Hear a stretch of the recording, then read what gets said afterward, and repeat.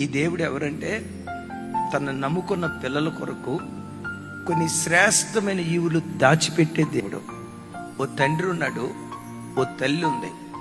తినుబండ్రాలన్నీ వండి బంధువులకి వచ్చిన చుట్టాల పిల్లలకి తులం పొలమో ఇస్తుంది. ఒక సున్నుండలో ఒక భాగం తుంచి, ఇది సీమతలకాయంత తుంచి వాళ్ళకిస్తుంది.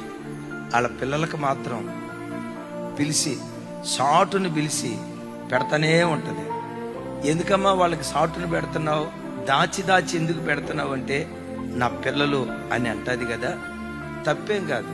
నా పిల్లలు అనే మమకారం తల్లికి ఎలా ఉంటుందో ఈ మమకారం మనకి ఎలా వచ్చిందో తెలుసా? అలాంటి మమకారం కలిగిన దేవుడు మనల్ని సృష్టించినవాడు.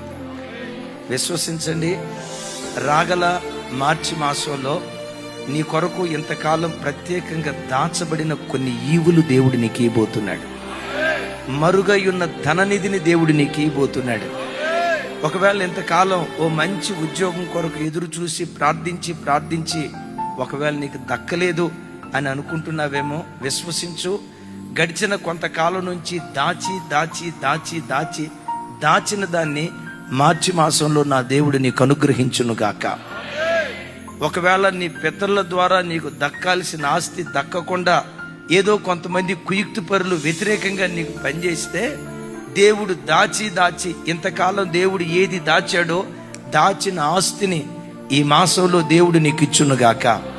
ఈ దేవుడు ఎవరంటే ఆయన యందు భయభక్తులు కలిగిన వారి నిమిత్తం ఆయన దాచి ఉంచిన మేలు ఎంతో గొప్పది. హల్లెలూయా.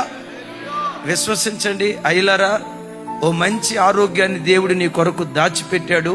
దాచిపెట్టిన ఆరోగ్యం ఈ మాసం దేవుడు నీకు ఇచ్చునుగాక. దాచిపెట్టిన ఆస్తి దేవుడు నీకు ఇచ్చునుగాక. నీ కొరకు గత కొంతకాలం నుంచి దాచిపెట్టిన ఉన్నతమైన ఆత్మీయ స్థితి ఈ మాసం దేవుడు నీకు వరంగా దయచేయునుగాక. ఈ నిధులు నీకు మాత్రమే ఇవ్వాలని కొంతకాలం నుంచి దేవుడు దాచి దేవుడు నీకు అనుగ్రహించబోతున్నాడు. ఒక అమ్మ తన పిల్లల కొరకు దాచి భద్రపరిచినట్టు ఒక తండ్రి ఈ ఇల్లు పెద్దోడికి, ఆ ఇల్లు చిన్నోడికి, ఈ ఇల్లు కూతురికి, ఆ ఇల్లు మధ్యలో ఓడికని ఒక తండ్రి దాచి పిల్లల కొరకు భద్రపరిచినట్లుగా నీ తండ్రి కంటే శ్రేష్ఠుడు కొన్ని శ్రేష్టమైన ఈవులు నీకు మాత్రమే ఇవ్వాలని దాచిపెట్టాడు. అంధకార స్థలాలలో దాగి ఉన్న ధననిధిలో ఈ మార్చి మాసంలో నీకు, నీ కుటుంబానికి, ఇమాన్యుయల్ మినిస్ట్రీస్కి లైవ్ చూస్తున్న ప్రతి కుటుంబానికి నిశ్చయంగా దేవుడు అనుగ్రహించునుగాక.